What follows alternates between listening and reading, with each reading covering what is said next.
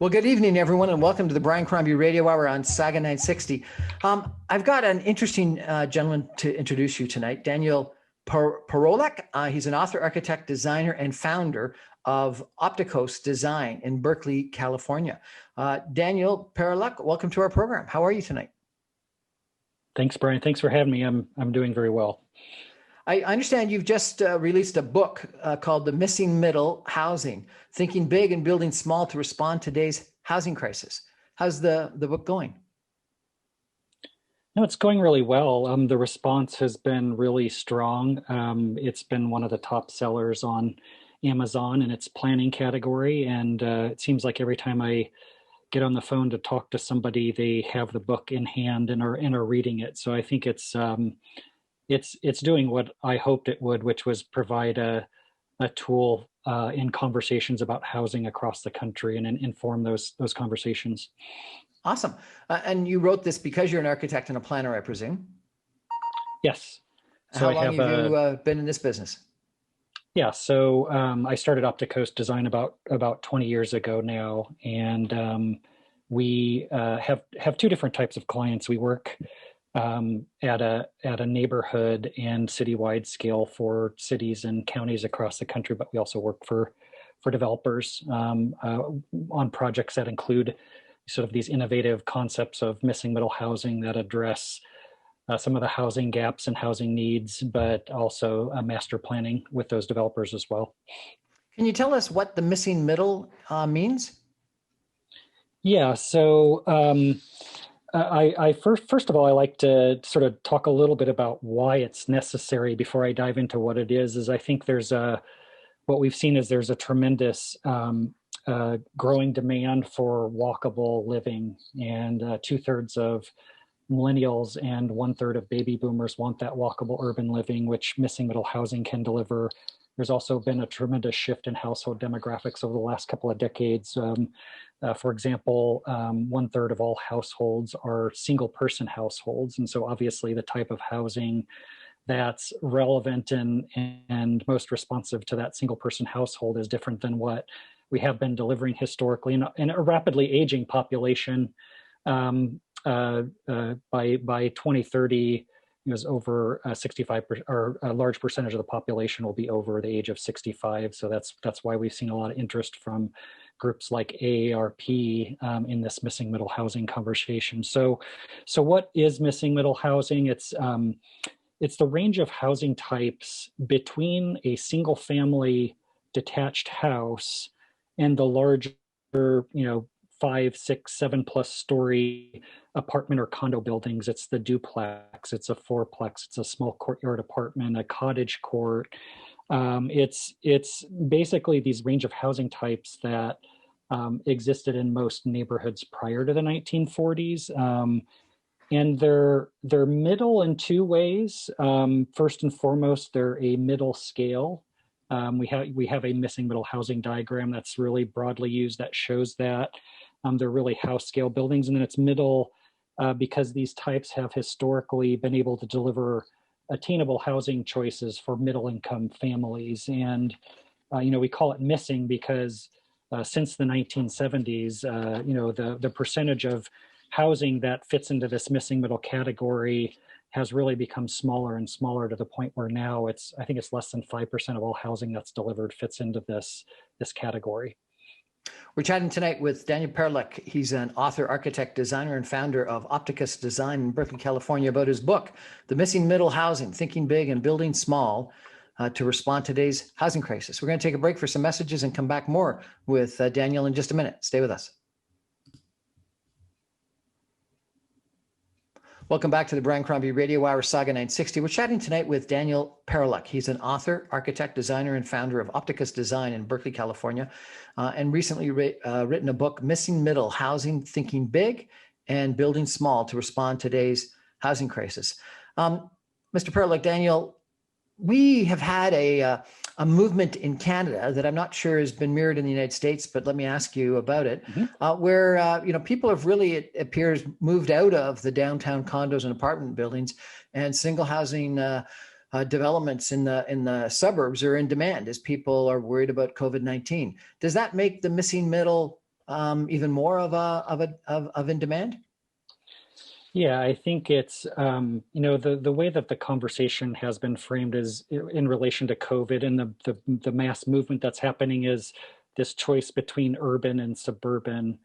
And the way that I like to frame it is, well, there's a lot of different choices between sort of a Manhattan and the suburb with the single family detached house. And, there's a whole range of different types of walkable urban neighborhoods that kind of fit right in the middle. And I think a sweet spot, and I wrote an article about this recently for US News and World Report, is what we call the middle neighborhood, which has this mix of single family homes, duplexes, fourplexes, these range of missing middle housing types that really strike a really nice sweet spot between that Manhattan urban and the suburban, and provide a really high quality of living during the COVID pandemic, because it's the houses, even if they're 2 or 3 units, tend to have their own entries. There's no long shared corridors that people have to worry about, social distancing, no shared elevators. And there's, there's just enough outdoor space so that people can have their own private outdoor space so they can get outside and have a little bit of wiggle room. So I feel that, the demand for these neighborhoods, these middle neighborhoods, as we call them, in between the urban and the suburban, the demand was growing prior to COVID. And I feel very strongly that their effective response to delivering high quality living, even during the pandemic, is going to make them even more desirable. Hopefully, as soon as we get past the COVID pandemic. Give me a sense of how dense they are, if you could. We had Joe Barrage, an urban planner from Toronto, on our show a little while ago, and he was saying that the typical suburbia is 5 or less units per acre, sometimes 1 or 2 units per acre, and that downtown apartment building living can be 100 units per acre or more. But he said that the communities in Toronto, I'm not sure if you're at all familiar with Toronto. But you think about, I've been to Berkeley, I've been to Palo Alto, I've been to some of the nice communities in the Bay Area. Some of the and some of these were pre-war communities, but the Beaches, Yorkville, Blue Earth Village, Port Credit, et cetera. He said are all in the 20 to 40 units per acre. And he said that's what actually people want the most, because you've got, nice houses, good streetscapes, and you can walk to stores and restaurants and things like that. What's your sense of the density? The picture behind you looks like it's pretty low density, comparable to just, 1 or less than 5 units per acre. What do you think middle housing should be? Yeah, I would say it sort of starts at that 18 to 20 units per acre at the lower end, and that's what we find is necessary to support those local services and amenities like a coffee shop or a bagel shop or a small market. But yeah, they definitely sort of go up, I would say, to the mid 40s generally units per acre as well. I actually, part of this framing of the missing middle housing is I try to discourage cities from framing a housing conversation by using density. Because what I found is we, on a recent walking tour prior to COVID, found a great little 2-story courtyard apartment building. It was, most people would say that's fantastic. It's really quaint. It looks very attractive on a 100-foot by 100-foot lot. And we, counted the meters, we counted the doorbells, did the math, and calculated that it was actually 90 dwelling units per acre. Oh, really? And so you wouldn't get, like, in a more typical planning scenario, if a planning document or a zoning code says it allows 90 units per acre, it's usually assuming like a mid-rise or a high-rise building. So this whole idea of like how we measure density and how we communicated about it is partly what I'm hoping, like, the planning profession in the development industries, we can step away from that a little bit and talk about, well, what range of housing types do you want? What scale do you want? These missing middle housing types, like, a really important part of this concept is their house scale, 2 to 3 stories typically, sometimes 4 at the upper end of the spectrum, but they happen to have multiple units inside of it. The image behind me here, these buildings, it's a project, a missing middle neighborhood that we're designing in the Omaha, Nebraska metro, in a town called Papillion, where each of these buildings looks like a large mansion, but actually has 8 units inside of it. And so this calculates that at sort of the low 20 to 22 dwelling units per acre, which starts to deliver that walkability, and it is supporting a newly designed and implemented Main Street as part of this project that has already seen a pizza shop, a yoga studio, and now likely a coffee shop opening up in that neighborhood Main Street, which is a That's really interesting. important. So you say that there's 8 units. Are Yep. some on the main floor and others on upper levels? Yeah, absolutely. So it has some single story units, and those are the units, especially the ones on the ground floor, that are really good for the baby boomer demographic. A lot of them downsizing from their single family detached houses and looking for an alternative. And then there's in these buildings, there's a second level unit that also has a half story up within the attic space. So it's a 2-story unit on top of another flat. So it's a combination of 1 and 2-story units typically to provide a variety to different market types of households. So one of the trends that's taken off in some of the suburbs around Toronto are stacked townhomes, but they don't look anything like what isn't behind you. It's same looking townhome and a whole long row of them, probably 50 or 80 in a row. Yeah, we've actually debated about removing the townhouse from the missing middle sort of the series of missing middle housing types, because what we see is exactly that. We see that there's actually a good way to deliver townhouses that delivers a high quality built environment. But there's also a lot of townhouse examples, especially recently built, that aren't really delivering a high quality built environment. They're getting a lot of pushback. And so I think we just need to be a little bit more thoughtful about what we tell cities. If you're going to allow townhouses, make sure you're allowing the range of townhouses that you'll be okay with versus, what the market might drive. And there's a lot of different reasons that townhouse, sort of that monotonous townhouse exists. It's partly market driven, partly driven by developers, a disincentive to build stacked units for a variety of reasons, including risk and liability. And the city of Denver, Colorado, actually recently went through a big zoning initiative to actually not allow sort of those townhouses, which they called slot homes. And we're hearing the same thing in Brisbane, Australia, sort of some pushback to solutions that sort of are trying to be categorized as missing middle, but aren't necessarily good design solutions. The solution that Vancouver has implemented, I'm not sure if you're familiar with the Kitsilano area, but it was a lot of laneway houses where they would allow people to, frankly, turn either old garages or carriage houses into homes and or just build on laneways that are in the back of the homes, another home. So 2 homes on what was previously a one house property. What do you think of that? Well, that's fantastic. I'll say that I've spent hours and hours of wandering the Muse housing in London and other parts of England. We've designed similar housing types. I think that's a great example. And I think it's part of like a city strategy to think incrementally about how these neighborhoods can evolve incrementally with those laneway houses, and with, even a neighborhood where they might change zoning from single family only to allow missing middle, like a duplex, a threeplex, or fourplex. All that happens incrementally in a more organic way. And if it's regulated effectively, I feel like, because these are house scale buildings, it can be done effectively. So I think it's right. There's a lot of different tools that cities need in their toolbox. I think laneway housing is great. I think this full spectrum of missing middle is great in the right location. So yeah, I think it's a good solution for sure. What's holding you up? Yeah, I think that number one, with our developer clients who are wanting to build this, whether it be at a single lot infill scale or a larger community scale, like the project behind us, this new missing middle neighborhood, is I think number one, developers are having a really hard time finding the opportunities to deliver these, and a large piece of that is the zoning has gotten in the way.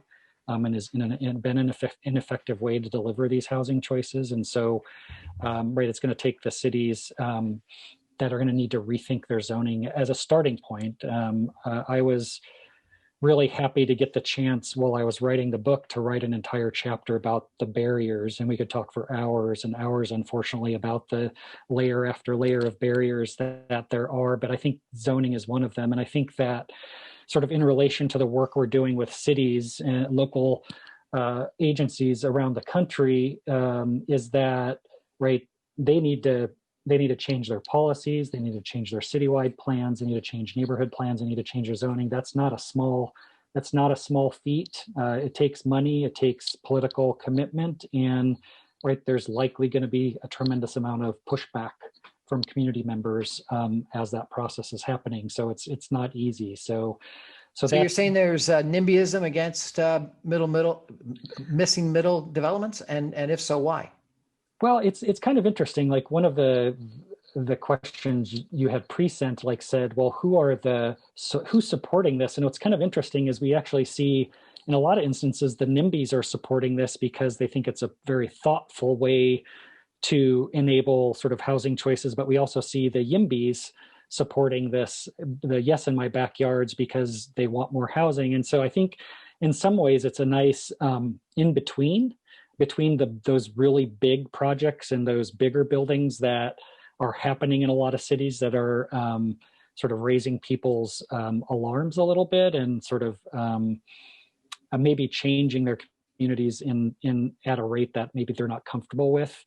But yeah, so I think that, you know, in most communities, like they've historically seen this pushback against change, against the evolution, and it's interesting to see at the same time we see that the missing middle sometimes can be a middle ground between those conversations and a very thoughtful solution. We're chatting tonight with Daniel Parolek. He's an author, architect, designer, and founder of the Opticus design firm in Berkeley, California, and he's just issued a book called The Missing Middle Housing: Thinking Big and Building Small to Respond to Today's Housing Crisis. We're going to take a break for some messages and come back more with Daniel in just a minute. Stay with us.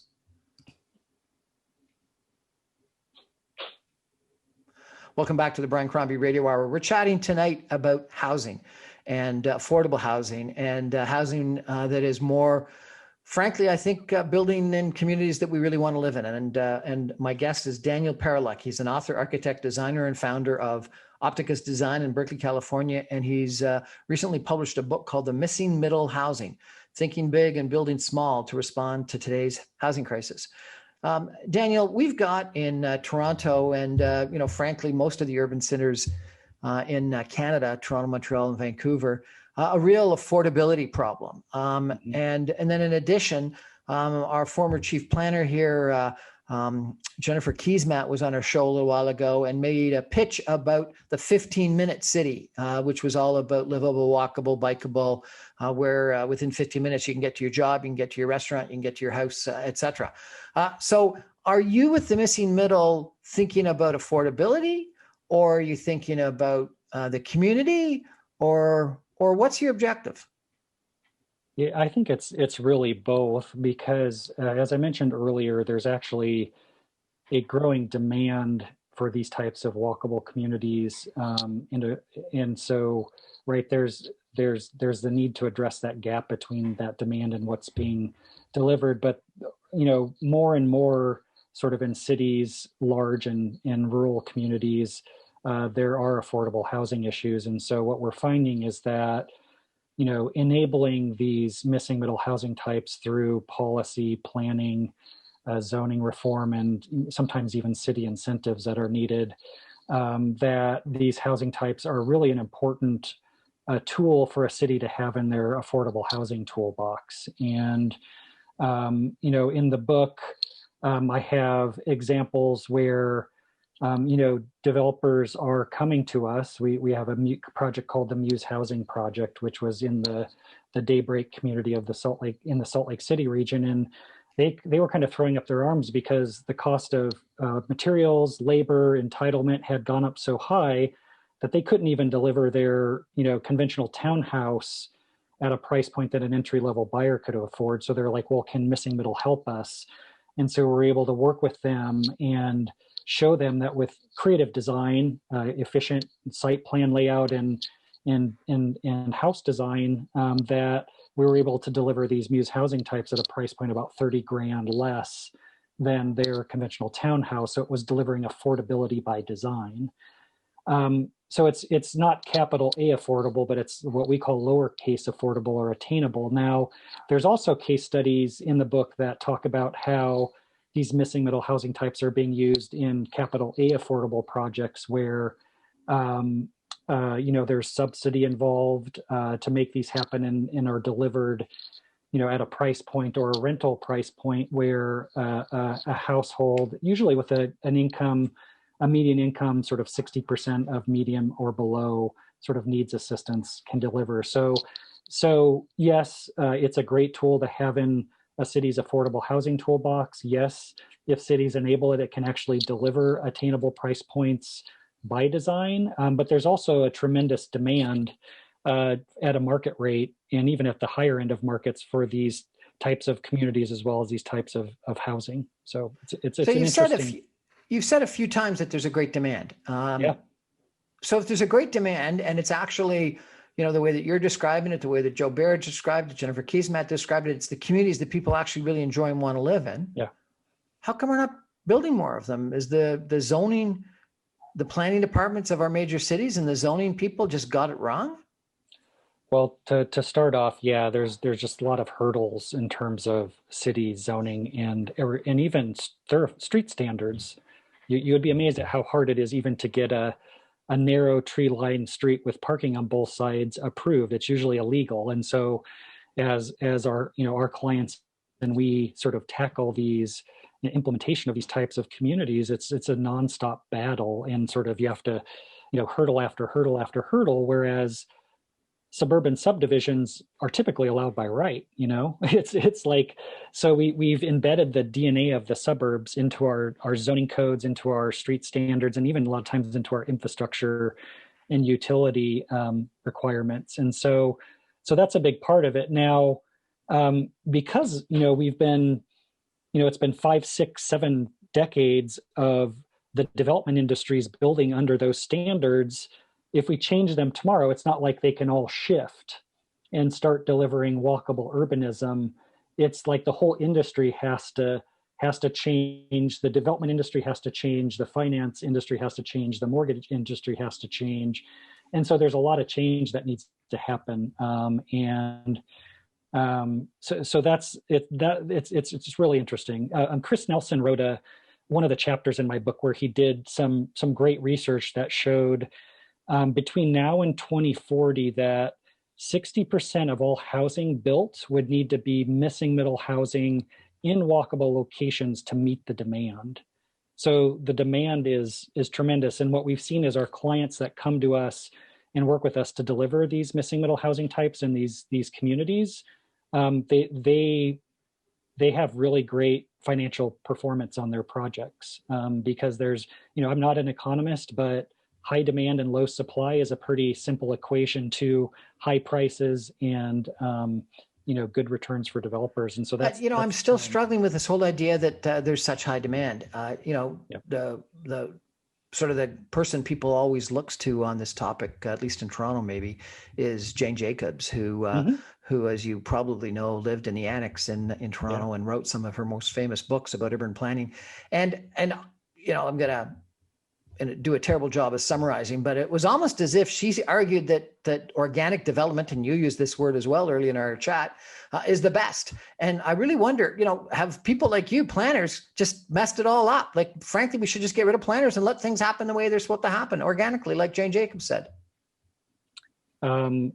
It's a great question. And I think that there is so much market demand right now for this walkable urban living at various scales. It's probably the only time in my career that I've thought like, well, maybe we would be better off without all these regulations. But I feel like I don't advocate like completely removing the regulations, but I do advocate the fact that it's way past time to rethink the way we regulate the built environment. And it's an operating, the zoning codes are an operating system that's now 100 years old, that has been in place with very little change. We really need to throw it out and rethink it, think of something more effective. And something that can deliver what the market wants. So yeah, it's an interesting question, but I always stop short is because you can look at a place like Houston that has a different approach. It says no zoning, but they still have some standards in place, and you can see that there's some awkward relationships end up happening because of that. But yes, we can be doing better as a profession. Yes, we should admit that, and yes, we should be, as planners in the planning profession, stepping up to say, let's get creative and thinking about a solution to this, for sure. What's the role, if any, of transit? In your picture behind you, you don't have any buses, and just a bunch of cars. Some people biking and walking, but a bunch of cars. Is there a role of transit in dense urban environments or denser middle market environments?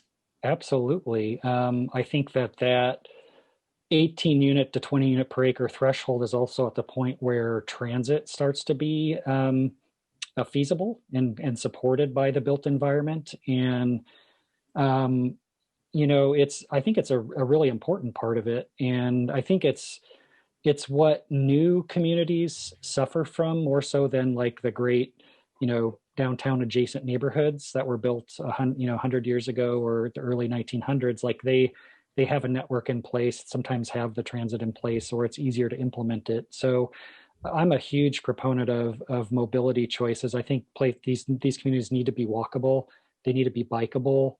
They need public transit. And, back to this demand notion, we're currently working on a car-free community in Tempe, Arizona, that will be the largest. It's a missing middle scale project that will be the largest car-free community in the United States when it comes out of the ground next year. And there is a tremendous amount of demand for that. It's adjacent to a light rail line. But other than that, there's going to be zero off-street parking provided for residents. And it's a walking community. There's mixed use amenities within it. And so what our clients have seen, Cul-de-sacs, the name of the development company, that they already have deposits on all of the first phase units, and they have something like a 2,500 to 3,000 person waiting list for the next phases of development. And so that's taking it to an extreme and saying, like, there's actually a lot of people out there that not only want walkability, but are perfectly okay, finding other choices, mobility choices other than the automobile. Who's getting it right? Where would you look to for the best examples? Yeah, it's there were the city of Nashville was early pioneer. Portland, Oregon, recently passed their residential infill standards that are really great. But I think that those are the places that you kind of hear the most about. But we've actually been doing work all across the country, and places like Iowa City, Iowa, Greensboro, North Carolina, Greenville, South Carolina, Missoula, Montana.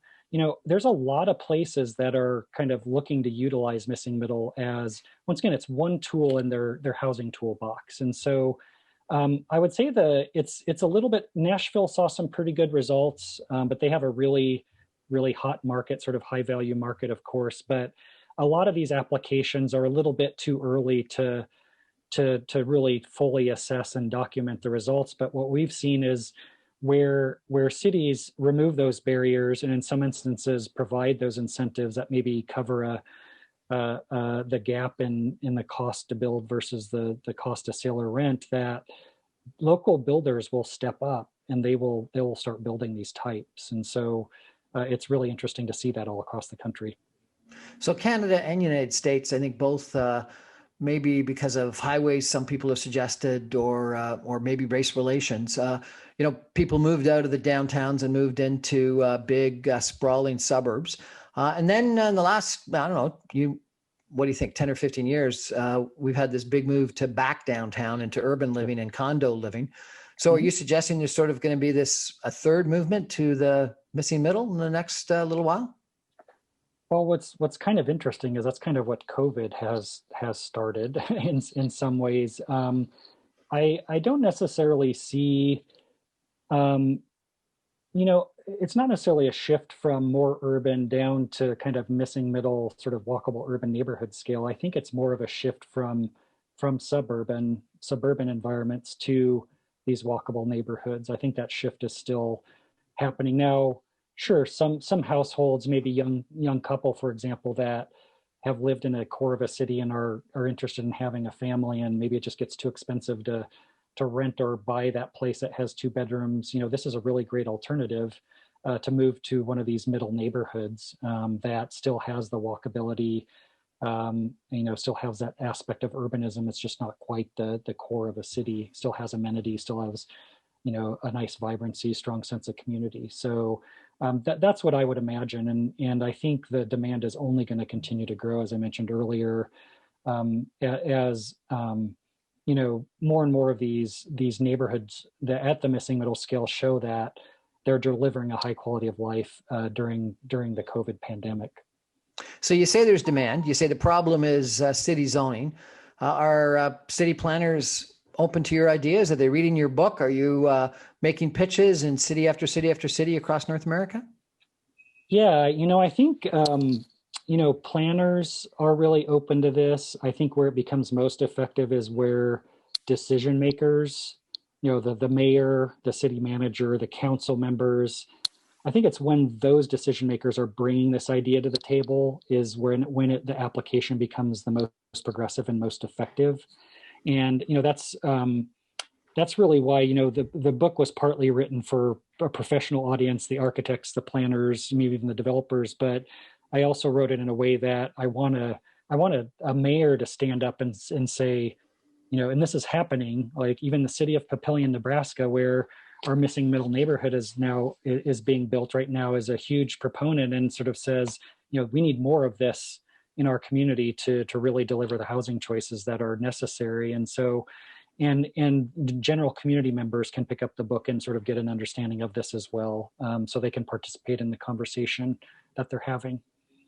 Ed Glazer wrote a book called The Triumph of a City, and he had a graph in it that said that as the mass of a city increases, its metabolism increases in a power log kind of basis, that you get more innovation, you get more employment, you get more innovation, et cetera. Are you going to break that power log? Are you going to harm the vibrancy of cities as you lower density? Oh, definitely not a proponent of lowering density. So that's often one of the misperceptions is after people hear me speak is that, he's only a supporter of kind of this middle density, the 20 to 40 units per acre. And that's absolutely not it. I feel there's definitely a place and a need for bigger buildings and higher intensity urbanism, whether it be the core of cities, along transit lines. Maybe some of these lower scale neighborhoods do need to evolve into something bigger than missing middle. I think that's a thoughtful conversation, a decision that needs to be made during a planning process. So I'm definitely not a proponent of lowering densities. I'm a proponent of, letting or creating standards that enable existing neighborhoods to evolve in a way that accommodates the needs, whether it be price points or types of housing, but also thinking about cities that are growing at their edges so that they can grow in a way where they can deliver missing middle housing in middle neighborhoods instead of the auto-dependent environments. So there's those two applications, and so it's definitely not a statement against cities. I'm a big fan of cities. I'm definitely an urbanist, and it's just about providing another sort of alternative to walkable urban living that's at a neighborhood scale, not at a sort of a downtown core scale. And I think they're both important, and they both can coexist for sure. We're chatting tonight with Daniel Parolek. He's an author, architect, designer, and founder of Opticus Design in Berkeley, California, and the author of a new book, Missing Middle Housing, Thinking Big and Building Small to Respond to Today's Housing Crisis. We're going to take a message and come back with some concluding comments with Daniel in just a minute. Stay with us. Well, welcome back to the Brian Crombie Radio Hour. We're having a fascinating conversation with Daniel Parolek, author, architect, designer, and founder of the Opticus Design in Berkeley, California, and the author of a new book, The Missing Middle Housing, Thinking Big and Building Small to Respond to Today's Housing Crisis. Daniel, with autonomous vehicles or electronic cars, Are we going to completely redesign our urban fabric and never have, what you've got in front of you with cars parked and garages, and is suburbia and the missing middle going to change dramatically? What's your vision for sort of the cities of 10 or 15, 20 years from now? Yeah, I mean, I think first and foremost, I think, and part of this is being now pushed by our response to COVID and social distancing, is I think we need to rethink the way we design and allocate our public spaces, starting with streets. And so a part of that is, taking that public space and allocating it towards pedestrians and cyclists, in addition to the automobiles, and creating a fair balance and a really high quality environment. I gotta tell you, and I apologize for interrupting, but Nope. I just see people walking around, and they walk farther away from people when they're passing them. They'll jump into the street to be maybe 6 feet away from people. Do we need to just change the width of sidewalks? Absolutely. I think what we're seeing, right, all around the world, is that space that was allocated to that on-street parking that was somewhat sacrosanct and didn't want to be touched. Now we're grabbing onto that, and we're making it parklets. We're expanding the sidewalk to partly address sort of social distancing requirements. But I feel like we're going to learn a lot from that, and say, gosh, why are we allocating so much of that space to cars and to parking? And why don't we think more strongly about a bike, a separated cycle track in that space, or a permanent outdoor dining area, or a small parklet that's functions as a public space where somebody can stop and drink their coffee and sort of check their email or read the newspaper. And I think that I think that a lot of this is about providing choice, not forcing an alternative on anybody or any household. So I think in the short term, like, we need to provide these choices with less cars. And in the case of cul-de-sac, cars are living with no cars. And then I think what we're going to see is, as we're providing those choices, the market's going to respond.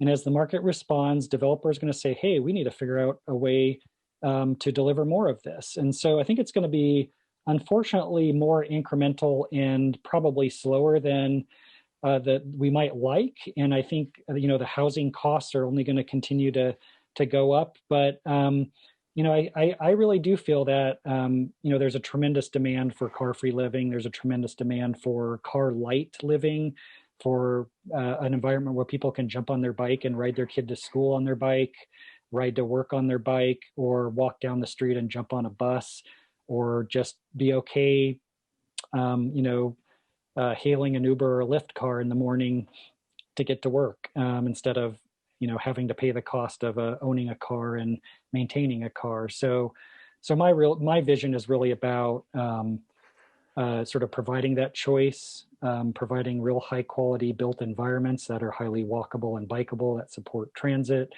and really ultimately promote a really strong sense of community. That also is an aspect that a lot of the market is looking for these days. Most of our conversation tonight has been about housing. What about offices? Is COVID-19 going to change the style of office towers that people are going to want to have in the future? Well, it's going to be interesting to see. If we all had a crystal ball, we could tell. But it seems like there's a very good chance that the demand for office space is gonna reduce after we go through this and find that, hey, our businesses can actually function pretty well working remotely. Or, hey, yes, it's okay for half the office to be in the office 3 days a week, and the other half of the office be in the office the other 2 days a week. So what we do with that office space, I've seen, and we've even explored this, creative ways to transition office buildings into residential. It's not an easy thing to do, just based on the fact that they're really deep buildings that don't have natural light at the sort of the core of them. So there'd have to be some really innovative ways to do that. But yeah, I think we're going to have to get creative about thinking about how those office spaces can evolve and adapt to this, just the new reality, and just this remote working, for sure. Well, and just your comment about your middle middle housing that people enjoyed, not having to have shared space and shared elevators and, street level entrances. And Yeah. people are going to want that from an office standpoint, potentially too. Mm-hmm. Fascinating conversation. Thank you so much. If people want to follow you and your activities and or buy your book, do you have a website, and where can people order your book? Yeah, a number of things is so on. I'm just Daniel Parolek on LinkedIn. I'm at Opticos Design on Twitter. We also 4 years ago we launched a missing middle housing website. It's just missingmiddlehousing.com, which is a free online resource. Opticosdesign.com is my urban design and architecture firm's website, and the book can be bought in a lot of different locations. First of all, I like to say support your local architecture and sort of building bookstore if you have one, or you can Google Island Press and Missing Middle Housing, and you can buy it there, or you can buy it on as well on Amazon if you prefer to do that. So a lot of different places. Daniel Parolek, author, architect, designer, and founder of Opticus Design in Berkeley, California, and author of a newly published book, Missing Middle Housing, Thinking Big and Building Small to Respond to Today's Housing Crisis. Thank you so much for joining us and telling us about the cities that we want to live in, and I think we should be living in. So I really appreciate it. And I guess one of the things is I hope the local planners listen to the show and or read your book, because we need to change some zoning regulations real soon. Thank you, Daniel. Great. Thank you, Brian. Appreciate that, everyone. Thanks so much for joining us. Good night.